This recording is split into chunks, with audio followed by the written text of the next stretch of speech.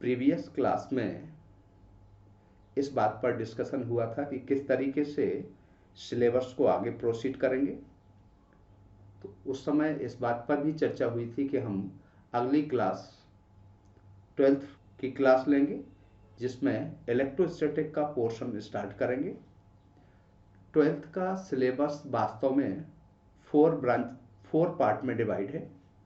पहला part electricity, second optics, third modern physics and fourth electronics. इस class के अंदर हम इलेक्ट्रोस्टैटिक स्टार्ट करेंगे।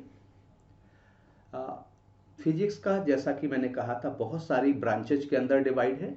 ऑप्टिक्स के अंदर हम लाइट की स्टडी, लाइट का नेचर, लाइट के इफेक्ट, लाइट के सोर्सेज की स्टडी करते हैं। इन ए सिमिलर फैशन इलेक्ट्रिसिटी के अंदर हम चार्ज की स्टडी करेंगे। थर्मोडायनेमिक्स के अंदर हीट, टेम्परेचर, एक्सेट्रा इसकी स्टडी करते हैं। तो आज की क्लास में हम इलेक्ट्रोस्टैटिक स्टार्ट करेंगे। इलेक्ट्रोस्टैटिक इलेक्ट्रिसिटी की एक पर्टिकुलर ब्रांच है। तो सबसे पहले सवाल आता है कि इलेक्ट्रिसिटी है क्या और इलेक्ट्रिसिटी में हम किस चीज़ की स्टडी करेंगे। तो इलेक्ट्रिसिटी का जहाँ तक सवाल है, इलेक्ट्रिसिटी का मतलब होता है स्टडी ऑफ चार्ज। इलेक्ट्रिसिटी, इसमें हम किसकी स्टडी करते हैं? चार्ज की स्टडी करते हैं। स्टडी ऑफ चार्ज को बोलेंगे इलेक्ट्रिसिटी। अब चार्ज की स्टडी भी कई ब्रांचेज के अंदर की जाएगी। स्टडी ऑफ चार्ज,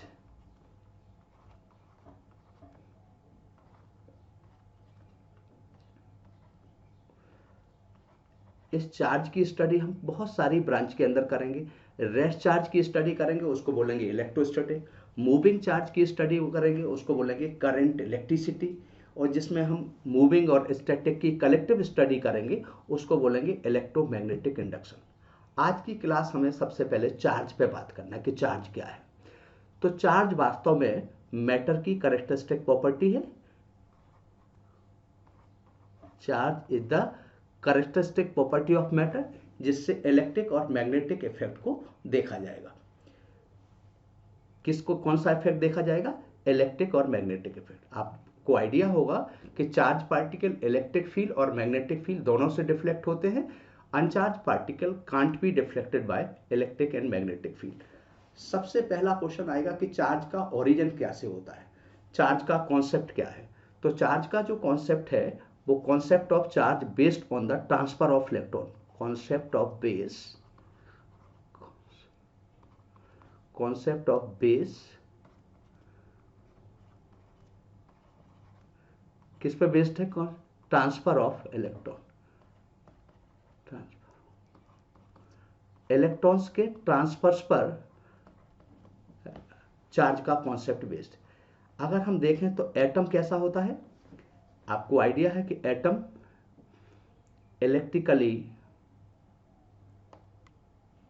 न्यूट्रल होता है। अगर if we see the atomic structure then atom be the electrically neutral. Atom का जैसा कि हम कई बार चर्चा की कि एटम को दो पार्ट में डिवाइड करते हैं। एक न्यूक्लियस पार्ट होता है, एक एक्स्ट्रा न्यूक्लियस पार्ट होता है। तो एटम के दो पार्ट होंगे, न्यूक्लियस पार्ट और एक्स्ट्रा न्यूक्लियस पार्ट। जो न्यूक्लियस पार्ट होता है उसमें न्यूक्लियॉन्स होंगे जिस पर प्रोटॉन और न्यूट्रॉन होंगे, और जो एक्स्ट्रा न्यूक्लियस पार्ट होगा जिसको हम इलेक्ट्रॉन्स बोलेंगे। प्रोटॉन, किसी भी एटम में जितने प्रोटॉन होते हैं उतने ही इलेक्ट्रॉन होते हैं। हमने बताया कि इसमें एक न्यूक्लियस पार्ट होगा और एक एक्स्ट्रा न्यूक्लियस पार्ट होगा। न्यूक्लियस के अंदर क्या क्या होंगे? न्यूक्लियॉन्स होंगे जिसके अंदर प्रोटॉन होगा और न्यूट्रॉन होगा। दूसरा एटम का पार्ट होगा वो इलेक्ट्रॉन्स होंगे। अगर हम देखें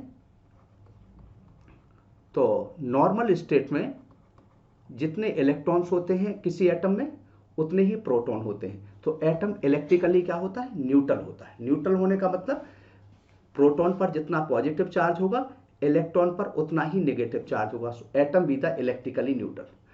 अब किसी तरीके से अगर एटम में कुछ इलेक्ट्रॉन इंसर्ट करा दें तो उस पर नेगेटिव चार्ज आएगा, या किसी तरीके से उसमें से इलेक्ट्रॉन डिटैच करा दें तो उस पर पॉजिटिव चार्ज आएगा। तो चार्ज जो होता है, चार्ज का कॉन्सेप्ट किसके ऊपर बेस्ड है? ट्रांसफर ऑफ इलेक्ट्रॉन पर बेस्ड है। आपने देखा होगा चार्ज को अगर हम फंडामेंटल क्वांटिटी के टर्म में बात करें, पहली बात तो हम चार्ज पे थोड़ा सा बात कर लें कि चार्ज कैसी क्वांटिटी है। तो आज की क्लास केवल चार्ज पे ही रहेगी। तो अगर हम चार्ज की बात करें तो चार्ज एक स्केलर क्वांटिटी है। Charge be the scalar quantity. Scalar quantity का मतलब होता है having only magnitude without any reference of direction. So charge be the scalar quantity.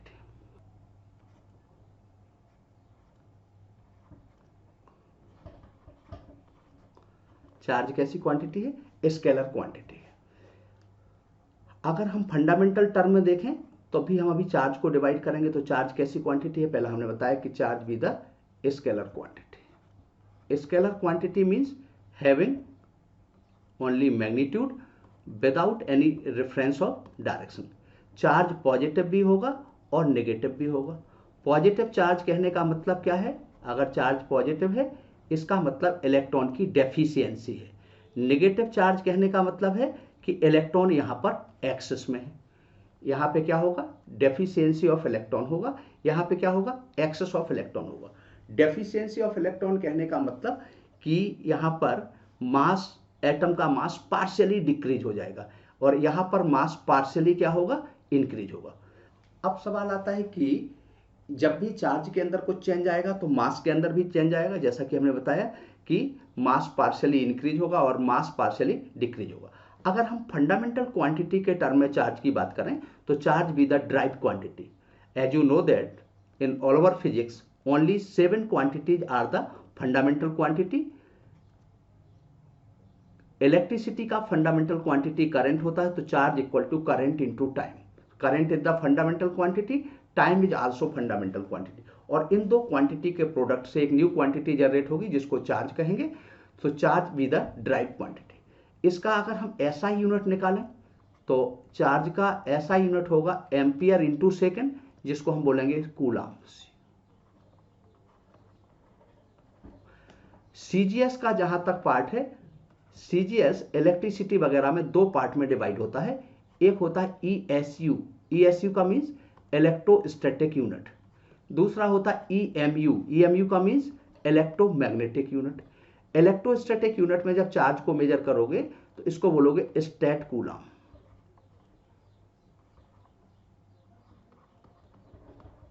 EMU में मेजर करोगे तो इसको बोलोगे abcoulomb.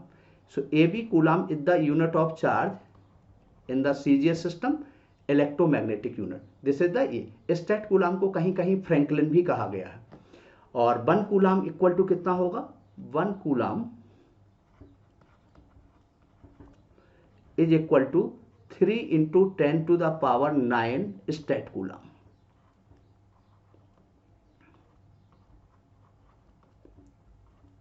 Is equal to 1/10 abcoulomb. Abcoulomb 1/10 क्या होगा? यहां पर 1/10 एबी कूलम होगा।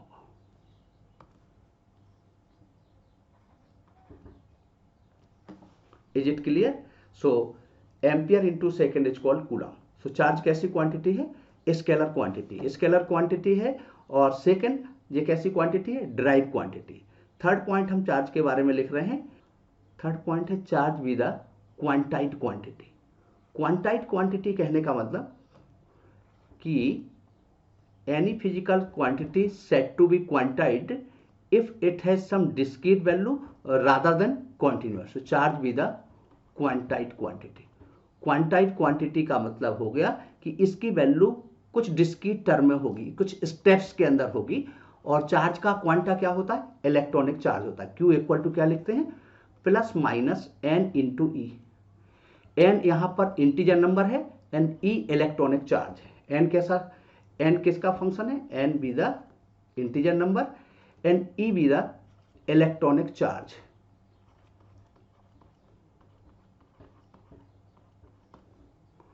इलेक्ट्रॉन पे जो चार्ज होगा वो कितना होगा? 1.6 into 10 to the power -19 coulomb, इतना होगा। तो चार्ज कैसी क्वांटिटी है? Quantized quantity.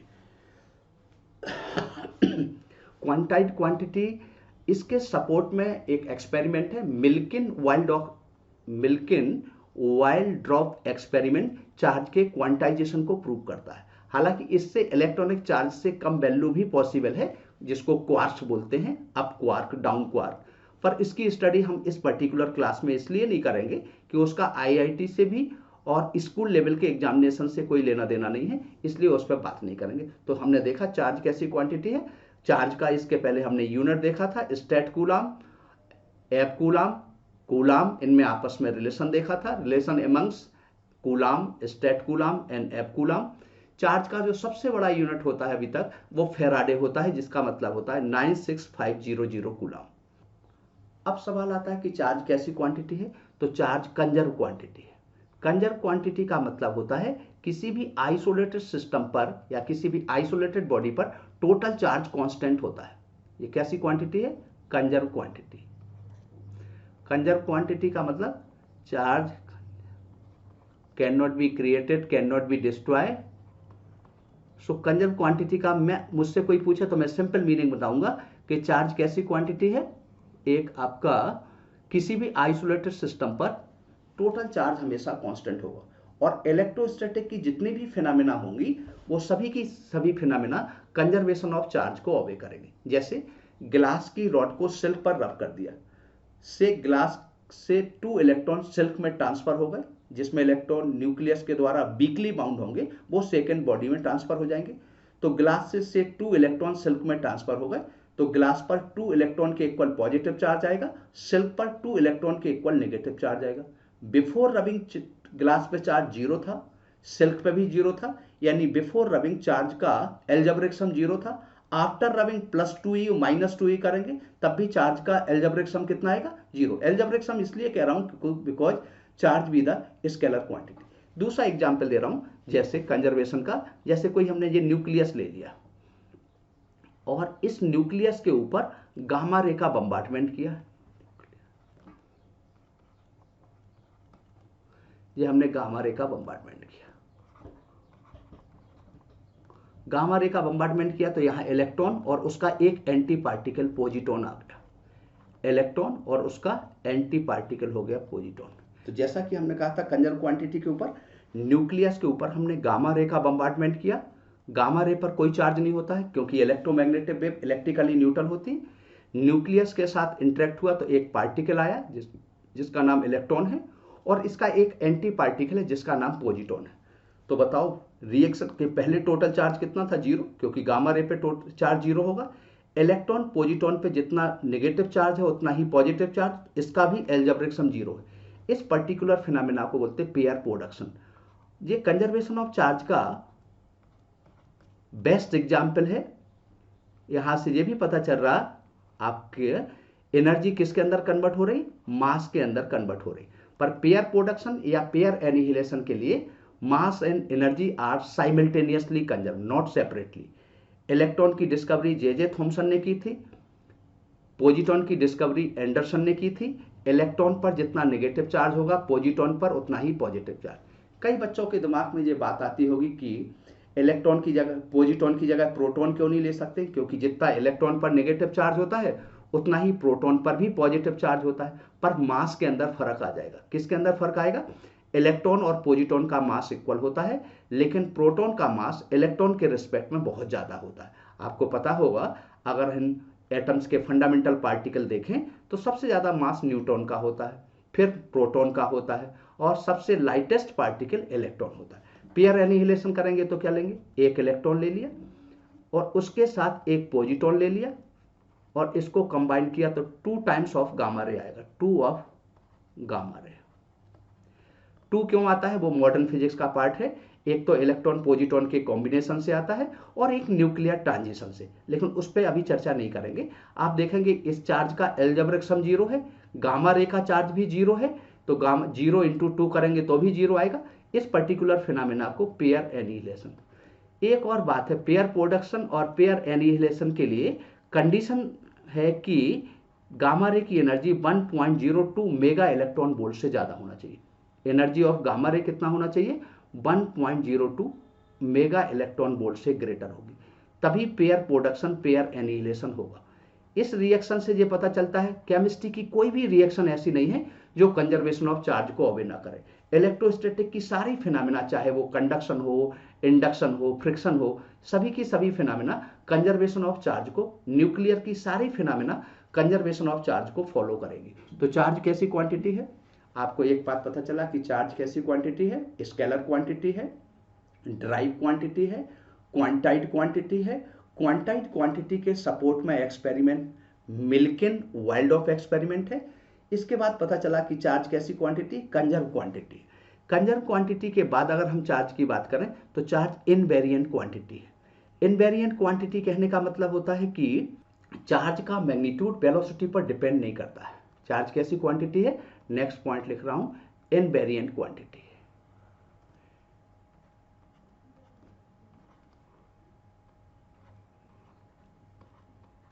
आज केवल हम चार्ज पे चर्चा ही कर रहे हैं कि चार्ज किस तरीके से होता है, उसका करेक्टर क्या होता है, किस तरीके से प्रोड्यूस होता है, किस तरीके से मेजर होता है और वो किन किन चीजों पे डिपेंड करता है, केवल इस पे चर्चा कर रहे हैं। नेक्स्ट क्लास पे कूलॉम्स लॉ से न्यूमेरिकल स्टार्ट करेंगे।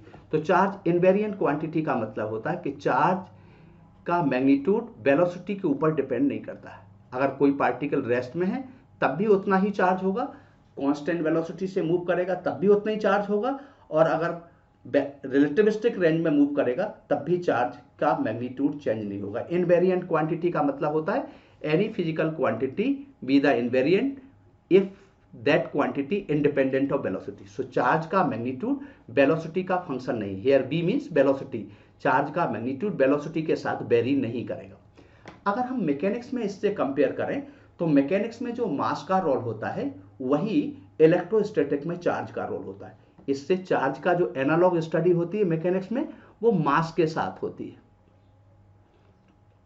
इसकी स्टडी किसके साथ होती है, चार्ज की स्टडी मास के साथ। लेकिन मास और चार्ज में अब थोड़ा सा कहीं डिसिमिलरिटी आएगी। डिसिमिलरिटी क्या आ गई है, डिसिमिलरिटी इस बात को लेके आ गई है कि मास वेलोसिटी डिपेंडेंट होता है और मास वेलोसिटी के साथ इस फॉर्मूले के अकॉर्डिंग चेंज होता है अगर पार्टिकल रिलेटिविस्टिक रेंज में मूव कर रहा है। रिलेटिविस्टिक रेंज का मतलब होता है अगर पार्टिकल की वेलोसिटी ऑफ लाइट के ऑर्डर में है, v square by c square. Here m not is the rest mass, m is the moving mass, b be the velocity of particle, c be the velocity of light. So charge be the invariant quantity but mass be the relativistic quantity. Relativistic quantity कहने का मतलब mass velocity के साथ very कर रहा है। इस फॉर्मूले से क्लियर है, मास किसका फंक्शन है, वेलोसिटी के साथ वेरी करेगा और जैसे जैसे वेलोसिटी इंक्रीज होगा मास भी इंक्रीज होगा।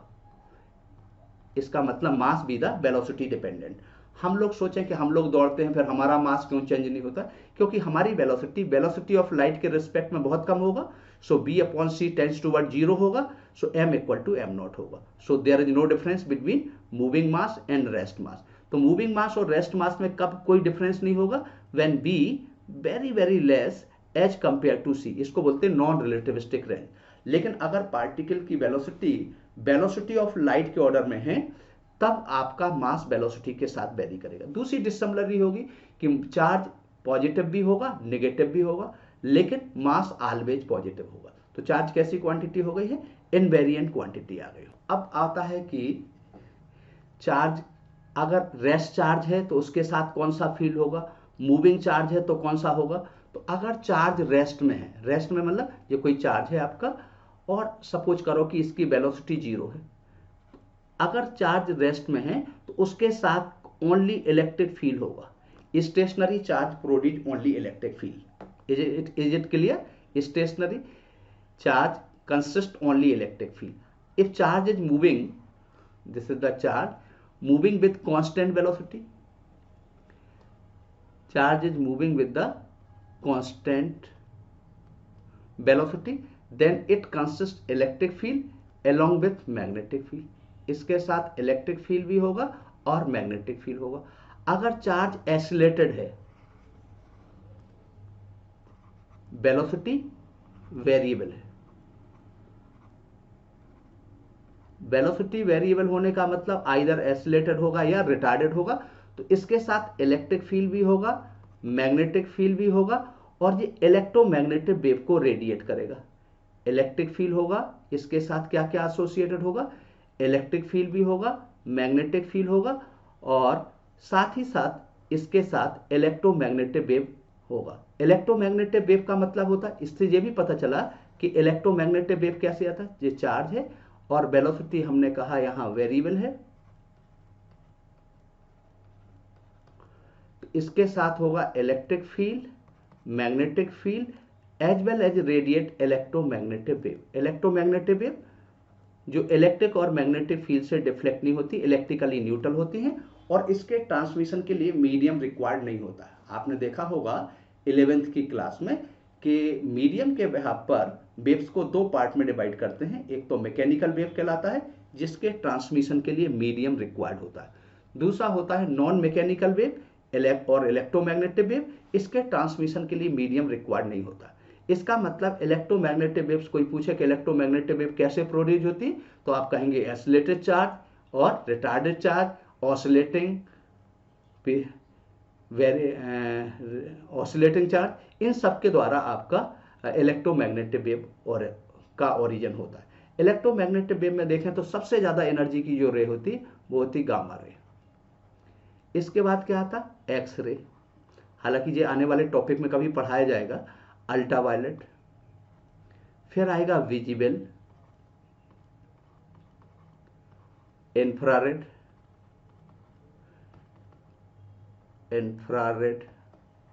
माइक्रो, रेडियो, शॉर्ट रेडियो, जो एनर्जी का डिसेंडिंग ऑर्डर है। हम लोगों के टाइम पर कॉस्मिक रेज को भी इलेक्ट्रोमैग्नेटिक स्पेक्ट्रम में रखा गया था, पर अब कॉस्मिक रेज को इलेक्ट्रोमैग्नेटिक स्पेक्ट्रा से हटा दिया गया। क्यों? कॉस्मिक रेज में पॉजिटिव और नेगेटिव पार्टिकल पाए गए, जबकि इलेक्ट्रोमैग्नेटिक स्पेक्ट्रा की कंडीशन है कि वो इलेक्ट्रिकली न्यूट्रल होना चाहिए। ठीक है, तो सबसे ज्यादा एनर्जी इसमें किसकी होगी, गामा रे की होगी, फिर एक्स रे की होगी। इनमें भी आपस में कुछ डिफरेंस होंगे, एनर्जी का डिफरेंस तो आपको दिख रहा कि ये एनर्जी का डिसेंडिंग ऑर्डर है। नेक्स्ट पॉइंट आ रहा, नेक्स्ट पॉइंट क्या आ जाएगा, आपने अभी देखा कि चार्ज कैसी क्वांटिटी है। इसके बाद आएगा कि चार्ज को प्रोड्यूस कैसे करेंगे, तो चार्ज को किस तरीके से प्रोड्यूस करेंगे, प्रोडक्शन ऑफ चार्ज। बहुत सारे मेथड होंगे, पर आईआईटी लेवल पे या स्कूल लेवल की बात करें तो 3 मेथड आपके इलेक्ट्रोस्टैटिक में दिखाए गए production of charge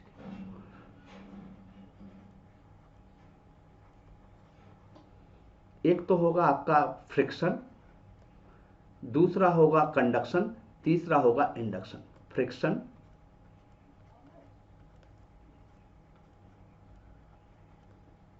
conduction,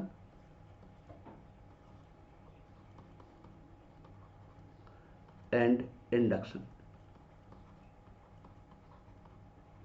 friction, conduction and induction, ये 3 तरीके आपके सिलेबस में दिखाए गए हैं, कंडक्शन, फ्रिक्शन एंड इंडक्शन। सबसे पहले फ्रिक्शन की बात कर रहे हैं। फ्रिक्शन के अंदर क्या होता है, एक बॉडी को दूसरे बॉडी पर रब करते हैं।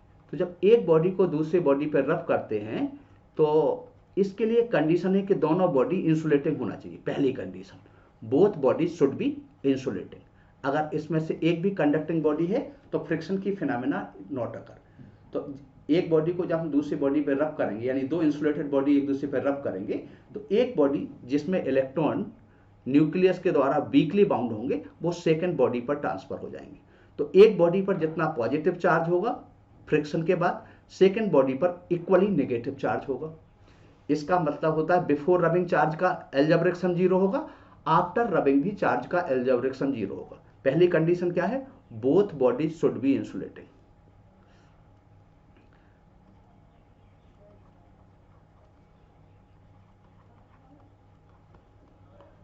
शुड बी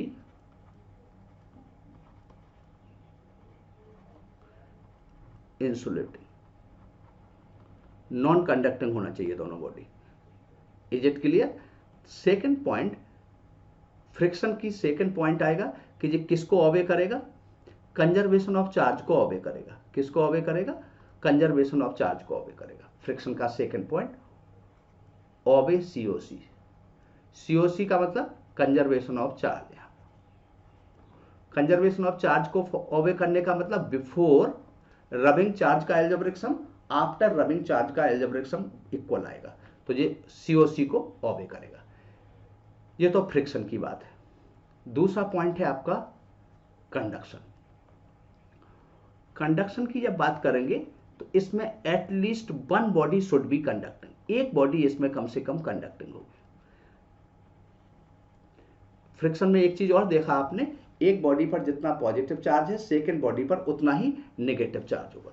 इसमें कंडक्शन में क्या होगा, कंडक्शन के अंदर one body should be conducting, पहला पॉइंट, और आफ्टर कंडक्शन दोनों बॉडी पर सिमिलर नेचर का चार्ज होगा। सिमिलर नेचर का चार्ज होने का मतलब दोनों बॉडी आइदर पॉजिटिवली चार्ज होंगी और नेगेटिवली चार्ज होंगी। आफ्टर कंडक्शन दोनों बॉडी पर डिसिमिलर चार्ज नहीं होगा। मैं ये नहीं कह रहा हूं कि दोनों बॉडी पे चार्ज का मैग्नीट्यूड इक्वल होगा, दोनों बॉडी पर चार्ज का मैग्नीट्यूड डिफरेंट होगा। वो साइज पे डिपेंड करेगा कि किस बॉडी की साइज ज्यादा है, किसकी कैपेसिटी ज्यादा है, पर आफ्टर कंडक्शन दोनों बॉडी पर जो चार्ज का नेचर होगा वो सिमिलर होगा, इधर पॉजिटिव और नेगेटिव। ठीक है जी। तो पहला पॉइंट कंडक्शन का फर्स्ट स्टेप अगर निकालेंगे तो ये COC को ओबे करेगा, ओबे COC। ओबे COC means conservation of charge को ओबे करने का मतलब before rubbing, before contact charge का सम आफ्टर कॉन्टेक्ट चार्ज का अलजेब्रिक सम बराबर होगा। दूसरा क्या होगा, पोटेंशियल इक्वल होगा after the contact, after contact potential equal होगा।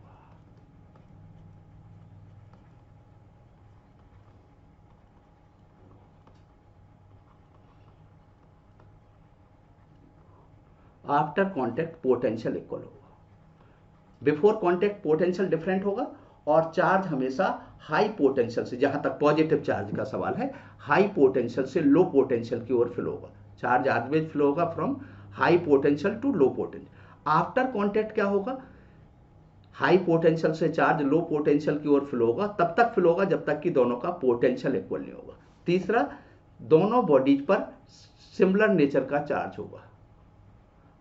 After conduction both bodies having similar nature charge. फिर से एक बात कह रहा हूं कि दोनों बॉडी पे सिमिलर नेचर का चार्ज का मतलब ये नहीं कि दोनों बॉडी पे चार्ज का मैग्नीट्यूड इक्वल है, चार्ज का मैग्नीट्यूड डिफरेंट होगा। मैं एक न्यूमेरिकल ले लेता हूं, चलिए कैसा होगा, सिमिलर नेचर का चार्ज होगा। कंडक्शन पर बेस्ड एक हम क्वेश्चन लेना चाहते हैं ताकि इस चीज को और क्लियर करा जा सके। तो हमने यहाँ पर दो स्पेयर ले लिए, से एक स्पेयर ए है, एक कोई इलस्ट्रेशन ले रहा हूं, एक स्पेयर मैंने ले लिया यहाँ पर ए है, और एक स्पेयर यहां पर V है। ये दो स्पेयर हैं। इस स्पेयर की रेडियस से 4 सेंटीमीटर है और इस स्पेयर की रेडियस 6 सेंटीमीटर, कंडक्टिंग स्पेयर है। 4 सेंटीमीटर और 6 centimetre, having charge 80 microcoulomb and 40 microcoulomb. This is the sphere A, this is the sphere B, connected by a thin conducting wire. So how much charge flow either A to B और B to A?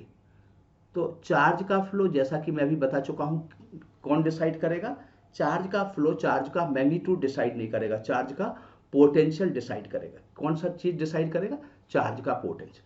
तो potential का means होता है relative magnitude of charge to the radius, charge और radius का ratio होगा। तो यहाँ पे अगर चार्ज एंड रेडियस का रेशियो निकालें तो 20 के करीब आएगा मैथमेटिकली, और यहाँ पे 6 पॉइंट समथिंग आएगा। इसका मतलब ए हायर पोटेंशियल पे होगा तो चार्ज ए से बी के तरफ फ्लो होगा। सपोज करो इंस्टेड ऑफ 80 हमने 28 माइक्रोकूलम ले लिया। अब हम कहें चार्ज कहाँ से कहाँ की ओर फ्लो होगा, तब भी ए से बी की ओर फ्लो होगा। क्यों, ए स्पेयर का पोटेंशियल 28 डिवाइडेड बाई 4 करेंगे तो 7 आएगा, और यहाँ आप कैलकुलेट कर चुके हैं 6 पॉइंट समथिंग आ रहा, अभी भी ए हायर पोटेंशियल पे है। तो अगर यहाँ चार्ज 28 कर दें तो कई बच्चों के दिमाग में आता है कि चार्ज अब बी पे ज्यादा है, इसलिए चार्ज बी से ए की ओर फ्लो होगा। तो ध्यान रखना, चार्ज का फ्लो कौन डिसाइड करेगा, पोटेंशियल। हीट का फ्लो टेम्परेचर, लिक्विड का फ्लो लेवल डिफरेंस, गैस का फ्लो प्रेशर डिफरेंस, करंट का फ्लो पोटेंशियल डिफरेंस।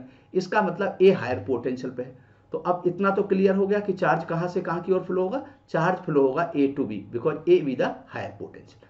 अब आफ्टर कॉन्टेक्ट ए पे कुछ चार्ज आ जाएगा, आफ्टर कॉन्टेक्ट से ए पे चार्ज आ गया Q1 और आफ्टर कॉन्टेक्ट बी पे चार्ज आ गया Q2। तो Q1 Q2 क्या है, रीडिस्ट्रीब्यूटेड चार्ज है। Redistributed charge means after contact charge, और बिफोर कॉन्टेक्ट चार्ज आपका दिया गया है। तो पहला स्टेप हमने क्या लिखवाया था, फर्स्ट स्टेप। फर्स्ट स्टेप आपको याद होगा तो हमने कहा था कंजर्वेशन ऑफ चार्ज को फॉलो करेगा। किसको फॉलो करेगा, कंजर्वेशन। कोई भी आपको कंडक्शन का क्वेश्चन सॉल्व करना है, 2 स्टेप से बाहर नहीं जाएगा। पहला स्टेप था conservation of charge, COC, step first. COC का मतलब बिफोर कॉन्टेक्ट चार्ज का सम आफ्टर कॉन्टेक्ट। तो बिफोर कॉन्टेक्ट चार्ज का सम 120 है, आफ्टर कॉन्टेक्ट है Q1 plus Q2। So Q1 plus Q2 is equal to 80 plus 40, that is 120। ये पहला स्टेप। सेकेंड स्टेप आप देखेंगे तो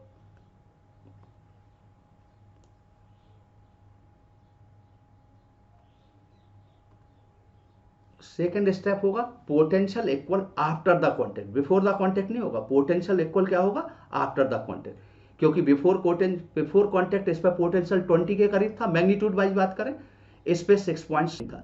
तो आफ्टर कॉन्टेक्ट अगर हम पोटेंशियल की बात करें तो इस पर कितना हो जाएगा बताओ। पोटेंशियल का फॉर्मूला होता है KQ/R। तो देखो K एक प्रोपोर्शनलिटी कांस्टेंट है जिसकी वैल्यू अभी बताएंगे, K 1/4πε0 होता है। Q1 R means R4 radius. After contact इस पे पोटेंशियल कितना हो गया, K Q2/6। ये स्टेप सेकेंड हो गया। इन दोनों स्टेप को सॉल्व किया, सो Q1 इक्वल टू कितना आ जाएगा, 48 माइक्रोकूलम। मैथमेटिक्स आप लोग कर लोगे, मैथमेटिक्स में सॉल्व करके दिखाऊंगा भी नहीं। और Q2 हो गया 72 माइक्रोकूलम। अब आप देखें ए पे चार्ज कितना था बिफोर कॉन्टेक्ट, ए पे चार्ज था 80 माइक्रोकूलम और आफ्टर कॉन्टेक्ट ए पे चार्ज हो गया 48 माइक्रोकूलम। ये रीडिस्ट्रीब्यूटेड चार्ज है। तो कितना ट्रांसफर हो गया होगा, 32 माइक्रोकूलम चार्ज फ्लो होगा ए टू बी। या सेकंड स्पेयर से देखें, सेकंड स्पेयर पे था पहले कितना 40 माइक्रोकूलम बी स्पेयर पे, और अब हो गया था इस पे आफ्टर कॉन्टेक्ट इस पे चार्ज हो गया था 72 माइक्रोकूलम। इसका मतलब बी पे 32 माइक्रोकूलम चार्ज आ गया। इसका मतलब ए से बी की तरफ जो चार्ज का ट्रांसफर हुआ वो कितना ट्रांसफर हुआ, 32 माइक्रोकूलम चार्ज ट्रांसफर हुआ। तो जैसा कि हम इसमें कह रहे थे कि ए से बी की तरफ कितना चार्ज फ्लो होगा वो कौन डिसाइड करेगा, पोटेंशियल डिसाइड करेगा। बिफोर कॉन्टेक्ट इस पे ए पे चार्ज था 80 माइक्रोकूलम और अब हो गया 48 माइक्रोकूलम। सो ए से बी की तरफ चार्ज ट्रांसफर हुआ 32 माइक्रोकूलम और बी पर एडिशनल चार्ज पहले था 40 माइक्रोकूलम, अब 72 आ गया। तो इस तरीके से इस पर 32 माइक्रोकूलम चार्ज एडिशनल आ गया। Is it clear. इसको सॉल्व करने का एक सेकंड पैटर्न देखें। थोड़ा लीस्ट टाइम में हमने कहा था कि सॉल्व करने का पैटर्न हमें पता होना चाहिए। तो लीस्ट टाइम में अगर सॉल्व करने का देखें तो ए पे बिफोर कॉन्टेक्ट ए से सपोज करो एक्स चार्ज बी में ट्रांसफर हो गया, तो आफ्टर कॉन्टेक्ट ए पे चार्ज कितना हो जाएगा, आफ्टर कॉन्टेक्ट ए पे चार्ज होगा 80 माइनस एक्स डिवाइडेड बाई इसकी रेडियस करेंगे तो आफ्टर कॉन्टेक्ट ए पे पोटेंशियल आ गया। बी पे कितना आ गया 40 प्लस एक्स डिवाइडेड बाई 6 किया और यहां से x को कैलकुलेट किया, तो x से आ गया 32 माइक्रोकूलम आ गया। ये दूसरा तरीका हो गया। ये आफ्टर कॉन्टेक्ट चार्ज हो गया से x charge flow from A to B because A with the higher potential. So redistributed charge after contact on A 80 minus x divided by radius किया, सो आफ्टर कॉन्टेक्ट इस पर potential आ गया। After contact ये v पे potential आ गया। दोनों को सॉल्व किया तो ये दूसरा तरीका, 2 की 10 सेकंड में आंसर ले आएंगे। पर इस पैटर्न से स्कूल लेवल पे चर्चा नहीं करेंगे। तीसरा ट्रांसफर ऑफ चार्ज का अगर हम तीसरा मेथड देखेंगे तो ट्रांसफर ऑफ चार्ज का डेल्टा क्यू इक्वल टू होता है Q R one, Q one वो total Q, R1 plus R2। यहां पर Q1 80 था, हायर पोटेंशियल पे चार्ज था बिफोर कांटेक्ट, Q 120 था, R1 कितना था 4, R1 प्लस R2 10, सॉल्व किया सो 32 माइक्रोकूलम आ गया।